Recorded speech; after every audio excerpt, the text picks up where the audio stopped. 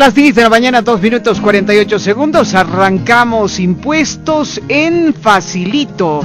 Hoy conoceremos todos los pasos para formalizar nuestra actividad económica en el país, desde las obligaciones y deberes tributarios hasta los mecanismos para inactivar nuestro número de identificación tributaria. Estamos hablando del NIT, N-I-T.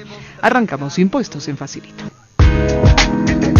Y le damos la más cordial bienvenida al servidor público, don Oscar Blanco Cuenca, del Servicio de Impuestos Nacionales. ¿Cómo está? Bienvenido, ahí está su casa.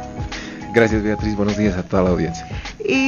Tenemos ya en materia, si realizó una actividad económica en el país, si yo la realizo, o si el oyente, una de las personas que nos está escuchando, realiza una actividad económica en el país, ¿qué pasos uno debe seguir para obtener el NIT? Perfecto. Como decías, Beatriz, cualquier persona natural o jurídica, si ha decidido realizar un emprendimiento económico, sea a título personal o como sociedad, está en la obligación de tramitar un registro tributario. En nuestro país ese registro tributario se llama Número de Identificación Tributaria. Por eso es NIT. Por eso es NIT. Número de Identificación Tributaria, es como nuestro carnet de identidad. Exacto, es un número similar al número de carnet que se mantiene indefinidamente, ¿no? Ajá. ¿Cuáles son los requisitos para tener este número de identificación tributaria? Bien, va a depender del tipo de contribuyente que vaya a registrarse. Desde el año 2011 hemos implementado un padrón biométrico digital que nos exige la presentación de ciertos requisitos. ¿Ya? Antes de la presentación de la documentación de respaldo, tenemos que hacer una solicitud vía internet y para ello tenemos habilitada nuestra oficina virtual. Dentro de la oficina virtual tenemos un link que dice justamente registro al padrón biométrico. Al hacer uso de esta opción en nuestra página del Servicio de Impuestos Nacionales, el contribuyente tiene que habilitar determinados credenciales. Cuando hablamos de credenciales nos referimos a un usuario y a una contraseña. Estos dos datos nos van a permitir ingresar al registro al padrón biométrico y solicitar nuestro empadronamiento al NIT. ¿Qué implica esto? Llenar este formulario a través del internet, y este formulario contiene páginas en las cuales el contribuyente tiene que registrar datos, empezando de los datos básicos, datos personales, domicilio fiscal, es decir, dónde va a realizar su actividad económica, el domicilio habitual, el lugar donde habita, y seleccionará la actividad económica que va a realizar. Uh-huh. ¿Depende también de la actividad económica o todos somos iguales? Estoy pensando en la gente que, por ejemplo, comercia con línea blanca, o la gente que produce pan, por ejemplo, ¿no? Y lo hace en cantidades industriales, etcétera. ¿Depende del rubro o...? Sí, en realidad se realiza un empadronamiento de acuerdo al tipo de contribuyente que vayamos a registrar. Ejemplo, una persona natural, una persona que ejerce una profesión libre, uh-huh, un oficio, un electricista, un plomero, ¿no? Un abogado, un arquitecto, eso es una persona natural. Presta servicios personales. Por tanto, para este grupo de contribuyentes tenemos requisitos establecidos. Y estos son esencialmente el documento de identidad, yeah, la factura de luz que acredite el domicilio donde ejerce la actividad económica, uh-huh, un croquis de ubicación, yeah, y el título profesional en caso de que éste sea profesional. Eso es para profesionales o persona independiente, exacto, que presta servicios. Ahora bien, hay otro grupo de personas, ¿no?, que realizan actividades comerciales, uh-huh, y estas son categorizadas como empresas unipersonales. Yeah. El propietario de una ferretería, el propietario de una consultora, por ejemplo una consultora jurídica, una consultora de servicios, una clínica, etcétera, son actividades comerciales que se registran como empresas unipersonales. Y para este grupo de contribuyentes también existen requisitos adicionales a los que les había mencionado inicialmente. Vamos a agregarle un balance de apertura realizado por un contador o auditor y la matrícula de comercio que se la obtiene en Fundempresa. Ahora bien, tenemos otro grupo de contribuyentes que se le denomina personas jurídicas, es decir, grupos de personas dedicadas a actividades, pueden ser comerciales o de servicios, o de repente pueden ser entidades sin fines de lucro, una ONG, una fundación, sociedades comerciales, una SRL, una sociedad anónima, etcétera, etcétera. Entonces, para este tipo de contribuyente también tienen requisitos específicos. Uh-huh. Un testimonio de constitución de sociedad para el caso de sociedades comerciales, la personería jurídica en el caso de una ONG, fundación o entidades sin fines de lucro. Ahora, don Oscar Blanco Cuenca, miembro del Servicio de Impuestos Nacionales, servidor público, este trámite lo hago llenando el formulario, ingresando a la página web de Impuestos Nacionales. Así es. Pero ya físicamente debo presentar documentos. Sí, exacto. Para recoger mi NIT será. Así es. Como había mencionado anteriormente, el primer paso será llenar ese formulario por nuestra oficina virtual. Y una vez llenado el formulario e impreso el número de trámite que el sistema nos va a generar, tenemos que presentarnos en oficinas. Es decir, un contribuyente de La Paz naturalmente lo hará acá, Cochabamba, Santa Cruz, etcétera, etcétera. Debe presentar la documentación que acabo de mencionarles hace un momento, tiene que ser presentada en documentación original. Y el trámite es personalísimo. Como es un registro biométrico digital, la institución tiene que tomar huellas dactilares, fotografía y tiene que estampar la firma digitalmente en nuestro sistema. Bueno, ahora, ¿quiénes deben buscar tener un NIT? Don Oscar, le hago la pregunta porque estoy pensando en la caserita que tiene su tiendita de barrio, que su capitalcito debe ser a lo mucho 12,000 bolivianos. Y estoy pensando en la gente que vende línea blanca. Solamente en 5 productos ya superas los 37,000 bolivianos de capital. Estoy pensando también en el médico, en los consultorios independientes, que cuando vas por consulta te cobran 220, y si tienes que ir a una operación y te tiene que operar el médico, pues te cobran mucho más.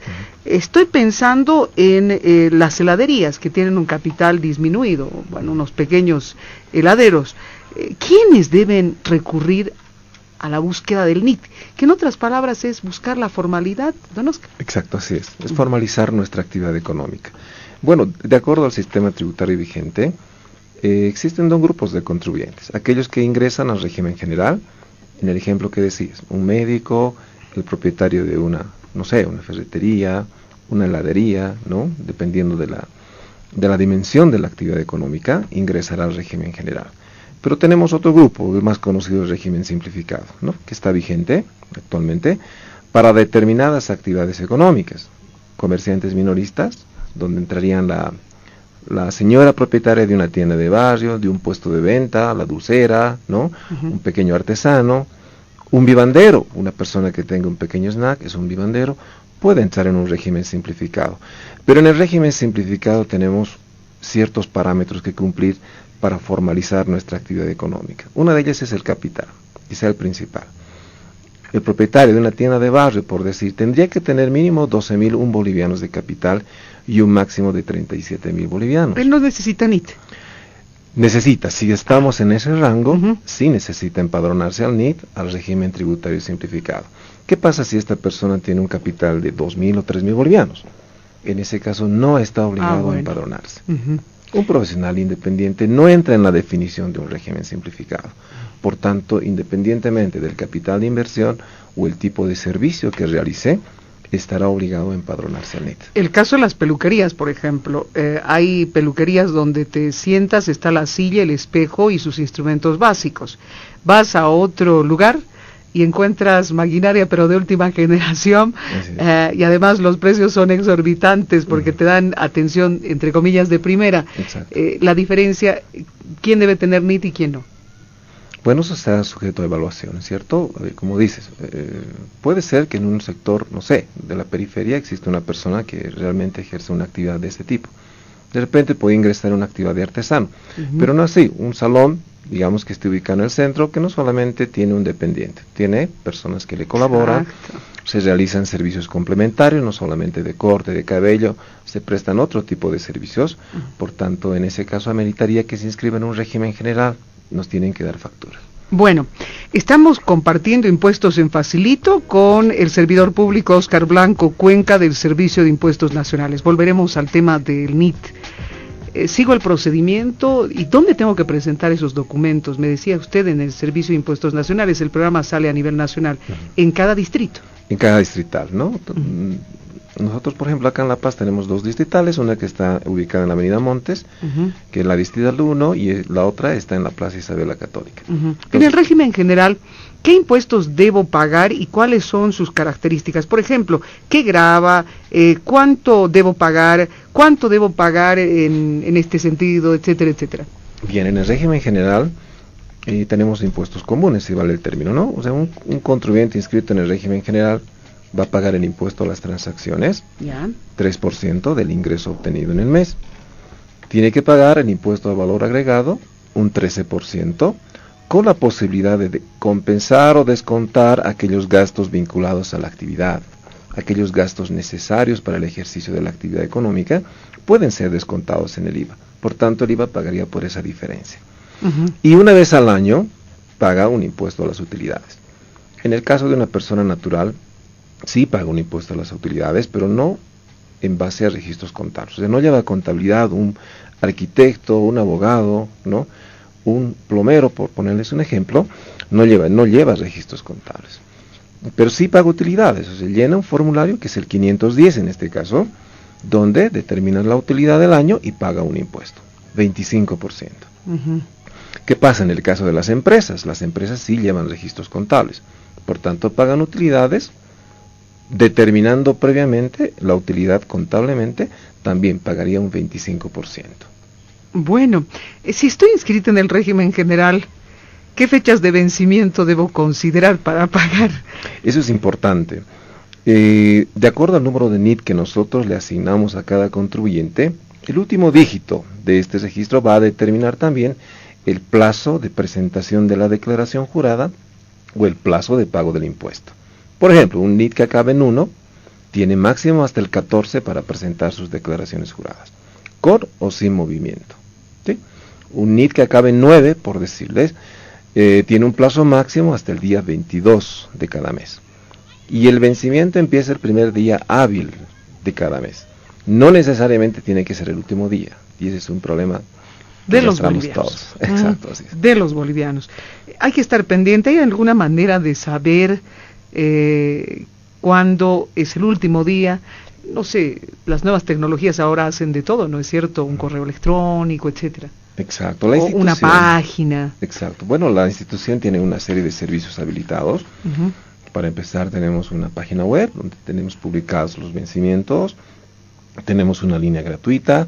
Tenemos en todas las gerencias distritales unidades de servicio de atención, de asistencia al contribuyente, donde se les brinda no solamente esta información, sino una orientación, una asistencia en el llenado de la declaración jurada, en la forma, en los descargos que puede utilizar un contribuyente para declarar el formulario 200, etcétera, etcétera. Y también estamos en las redes sociales, ¿no? Estamos en el Facebook, estamos en Twitter, con información actualizada acerca de obligaciones tributarias. A propósito de lo que menciona en este instante nuestro invitado, están en el Facebook como Creando Cultura Tributaria Bolivia. Impuestos tiene precisamente ese espacio para que usted interactúe con la gente de impuestos. Usted puede escribir, busca en mensaje, entra a mensaje y le pone su consulta. ¿Cuándo se va a cumplir el plazo de tal impuesto? Entonces le van a responder de manera inmediata. Se está interactuando a través del internet. Estamos con el servidor público Óscar Blanco Cuenca del Servicio de Impuestos Nacionales. A ver, don Óscar, digamos que quiero abrir una heladería y quiero entrar al tema de la formalidad porque mi capital va a superar los 37.000 bolivianos. Entro con todas las ganas del mundo, contrato gente, traigo maquinaria y digamos que no me va bien en el negocio. He sacado mi NIT y como no me está yendo bien en el negocio he decidido cerrar el negocio. Tengo que anoticiar, tengo que comunicar, tengo que cerrar mi NIT, inactivar mi NIT y cómo tengo que hacerlo. Exacto. El momento en que una actividad económica, como dices Beatriz, no funciona, no nos va bien. Entonces, ¿qué es lo que tenemos que hacer? Un proceso de inactivación del NIT. Esto implica presentarse en oficinas, ¿no? Verificar que no tengamos ninguna obligación pendiente e inmediatamente después estamos habilitados para hacer la inactivación a través de la oficina virtual. Ahora es bastante sencillo. Podemos hacer una solicitud de inactivación a través del Internet, les repito, a través de la oficina virtual.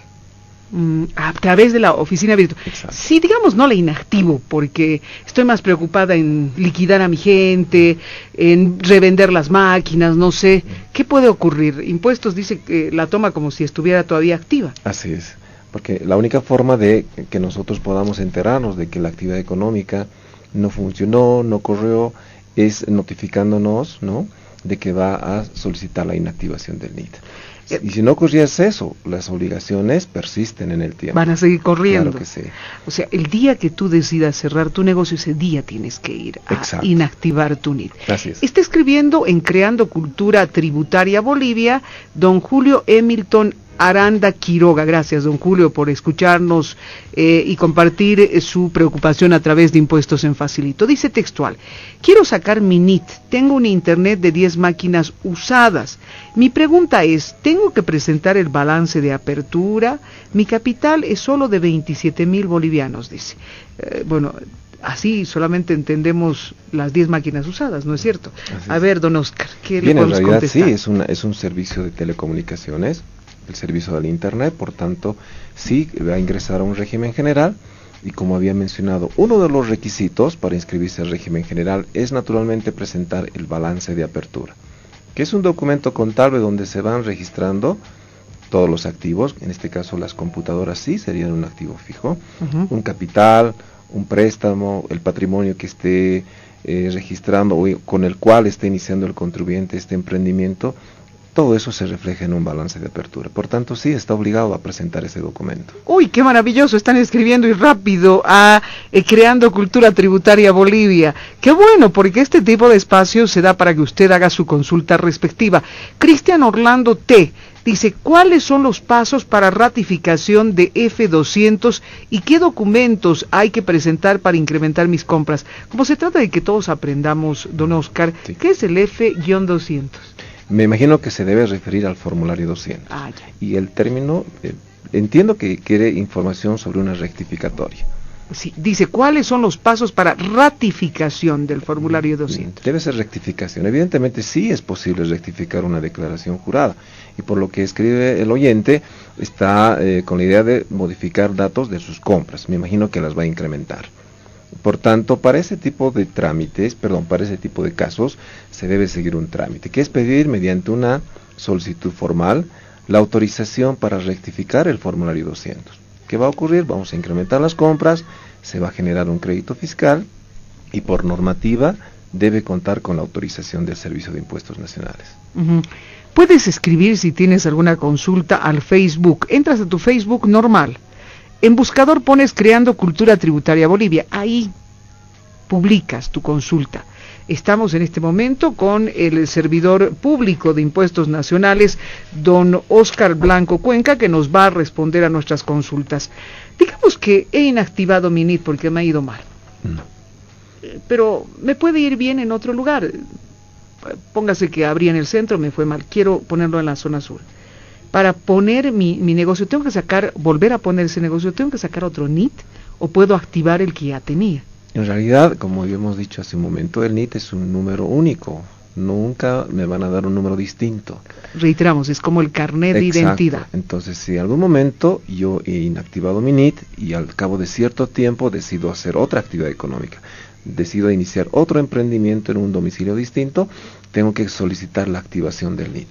Con la documentación de respaldo, se mantendrá el número, les repito, pero se asignará la actividad económica que en ese momento el contribuyente necesite. Es decir, tengo que volver a presentar toda mi documentación. Exacto, así es. Es como reinscribirme otra vez. Algo similar, así es. Pero con nuestro número que ya tenemos. Exacto, se mantiene el número. Y eso lo puedo hacer en la dinámica de abrir, cerrar negocio, sí, o hacer una actividad. Si digamos, yo he decidido dedicarme a la actividad de venta de helados y ahora quiero dedicarme a mi profesión, ¿voy a tener el mismo NIT? Sí, claro que sí. Simplemente, como les decía, vamos a cambiar la actividad económica que en el momento necesita el contribuyente. Vilma Arancibia Rivas escribe a Creando Cultura Tributaria Bolivia en el Face. De NIT se debe utilizar textual para bancarizar? ¿Qué NIT se debe utilizar para bancarizar un proyecto en proyectos financiados con recursos de la cooperación internacional? ¿Qué NIT se debe utilizar para bancarizar, textual, en proyectos financiados por recursos de la cooperación internacional? Está llegando también llamadas, la gente puede llamarnos al 240-9191, Franz y nuestro amigo de impuestos van a tomar las preguntas de manera interna para que podamos responder a la gente y así tener la posibilidad de responder a más gente. Don Oscar. Bien, la pregunta está relacionada a un proceso que se llama bancarización. Y esto implica el respaldo de determinadas transacciones económicas que realizan los contribuyentes por montos iguales o mayores a los 50.000 bolivianos. En el caso que consulta, me imagino que es una transacción realizada en un banco del exterior. Por tanto, en el número de NIT que debería consignarse se tiene que registrar un 0. ¿Un 0? Un 0. Esa es la que marca la diferencia con el resto de rubros. Claro, porque si voy a registrar una transacción de un banco nacional, o sea, una transacción realizada por un banco nacional, y un banco que está ubicado en Bolivia tiene un NIT, ¿no es cierto? Entonces, tranquilamente puedo registrar ese dato. Pero si se tratara de un banco del exterior, no tiene un NIT. Por tanto, en esa columna, en esa casilla, se pondrá un número 0. Ahora, don Oscar, ¿qué ocurre si yo me cambio de jurisdicción? Estoy en La Paz y quiero ir a hacer negocio a Santa Cruz. ¿Debo usar el mismo NIT? Sí. Estoy pensando en el carnet de identidad, te ponen LP, ¿no es cierto? Y cuando vas a Santa Cruz no te ponen SC, te ponen LP porque eres originario y te has inscrito en La Paz. Así es. ¿Qué ocurre con el NIT? ¿Es lo mismo? No, se va a mantener el mismo número, ¿no? Y el contribuyente que decida cambiar de residencia, ejercer su actividad económica en otro departamento, lo puede hacer. Es un trámite sencillo, se solicita un cambio de jurisdicción, presentando el documento que respalde justamente esa modificación, que en este caso sería la factura de luz del nuevo domicilio donde el contribuyente va a realizar su actividad económica. Qué lindo, la gente está escribiendo al Face, lo pueden hacer, reitero, en Creando Cultura Tributaria Bolivia. Edgar Guzmán Estrada: hola, tengo una fundición de aluminio, mi capital es de 12.000. ¿Y a qué régimen pertenezco y cuánto debo pagar? Es la pregunta de Edgar Guzmán Estrada.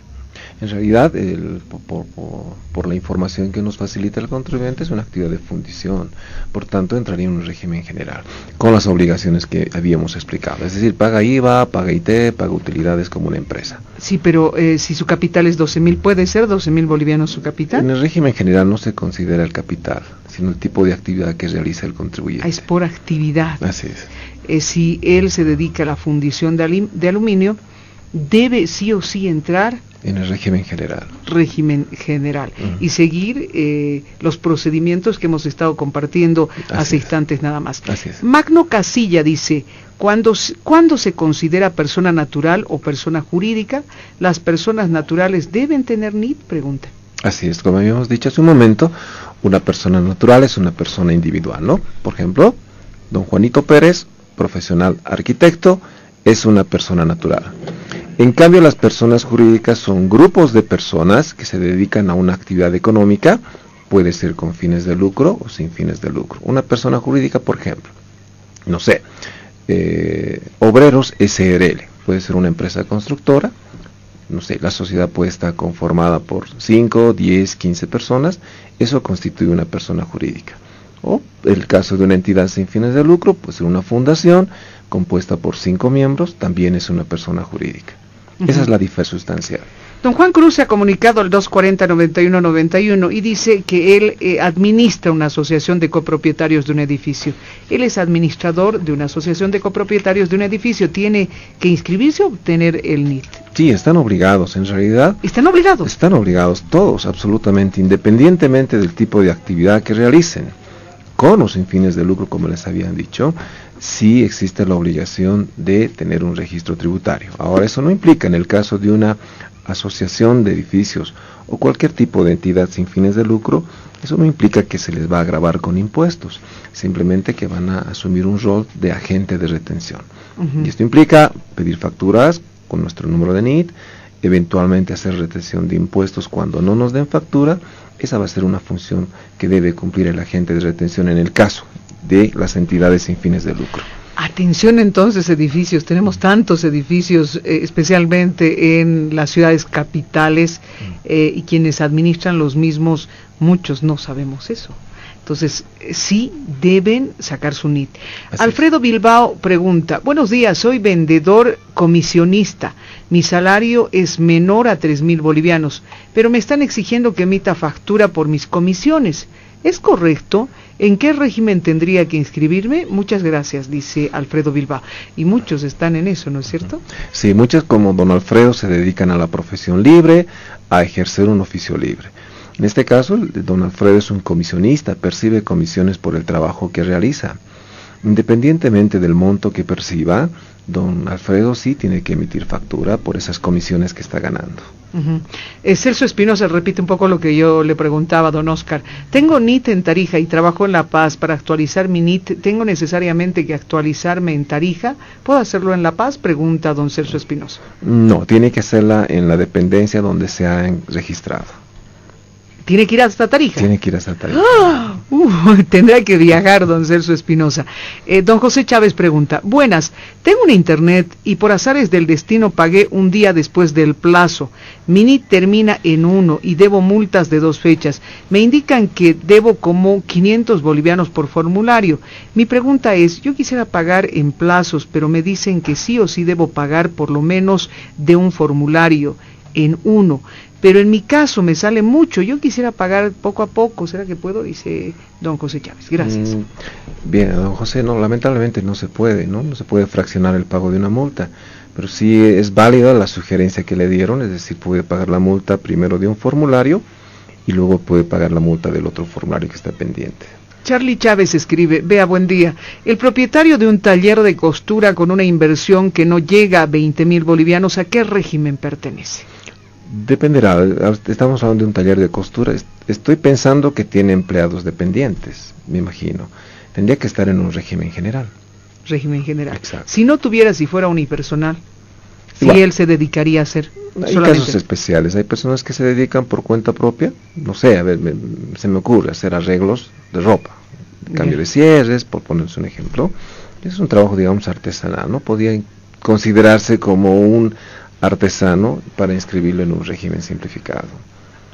Rosario Villarruel Montaño dice, buenos días, ¿puede explicar sobre las prescripciones de impuestos a partir de las últimas disposiciones sobre este concepto? Y bueno, sí, en realidad lo que se ha hecho es modificar el plazo de las prescripciones, ¿no? Anteriormente era solamente 4 años, en cambio ya se ha hecho unas modificaciones, con el transcurrir del tiempo vamos a llegar a 10 años de prescripción. Doña Rosario agrega algo más. Si he realizado la rectificación sin la presentación a impuestos, ¿cómo debo proceder?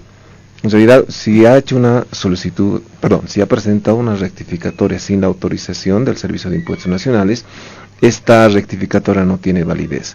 Por tanto, tendría que regularizar cumpliendo los requisitos, es decir, solicitando formalmente la autorización para presentar una declaración jurada rectificatoria y adjuntar todos los respaldos correspondientes. Y las unipersonales, pregunta o repregunta Magno Casilla, ¿cómo son consideradas, naturales o jurídicas? Están dentro del grupo de personas naturales. Bueno, miren, está llegando tantos Facebook, qué bueno que se interactúe así. Tal vez en este espacio que es de media hora no vamos a poder responder a todas, pero lo pueden seguir haciendo.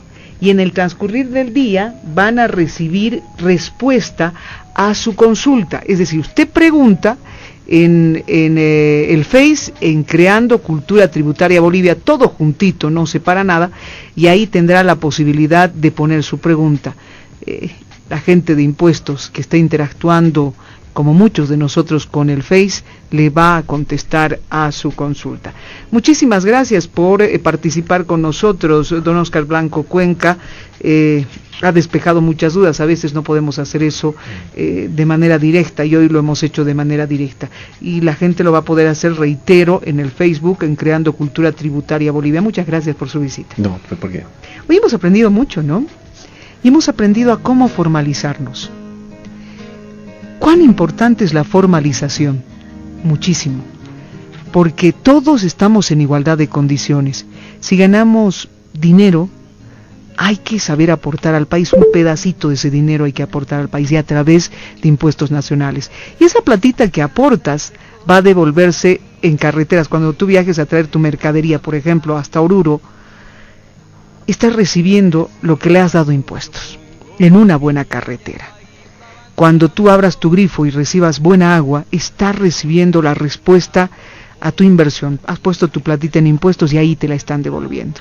Si queremos vivir mejor, debemos aportar al país, así nomás de sencillo. ¿Y cómo lo hacemos? Formalizándonos. Si tenemos un negocio, una empresa, etcétera, una profesión, una actividad personal que genera economía y no estamos aportando al país, te estás autorrobando, así nomás de sencillo. Cerramos Impuestos en Facilito. El próximo miércoles estaremos a las 10 de la mañana en punto, despejando dudas con ustedes y aprendiendo, por supuesto, en Facilito. Buenos días y permiso. A que seamos solidarios, vivir bien y como hermanos, sembrando el porvenir.